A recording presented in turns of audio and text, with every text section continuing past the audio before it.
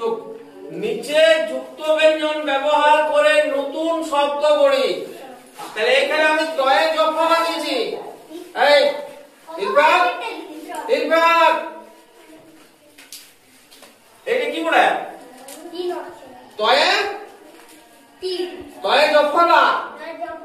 এইটা দন্তনের নিচে আরেকটা দন্তন। এইটা জফলা। এটা কি বলে? মূর্ধন্য ঠ। এইটা এইটা দন্তন্য ধ। হ্যাঁ, এরকম লেখা যায়, এরকম লেখা যায়। তাহলে নিচে যুক্ত ব্যঞ্জন ব্যবহার করে নতুন শব্দ করে তয় জফলা দিয়ে কি শব্দ হবে? নিত্য। ঠিক, নিত্য হবে, নিত্য শব্দটাও হবে তয় জফলা দিয়ে। দন্তন্য দন্তন্য কি শব্দ হবে? অন্ন।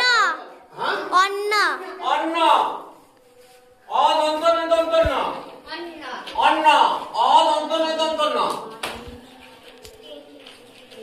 দন্তন্য জফলা বন্য। বদন্তন্য জফলা।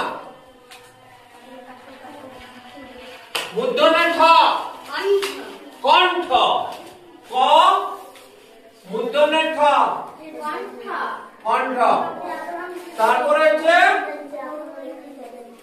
লয়ল মল্ল। মল্ল রাজা আছে। আর দন্তন্য ধ কি হবে? বন্ধ। বদন্তন্য ধ।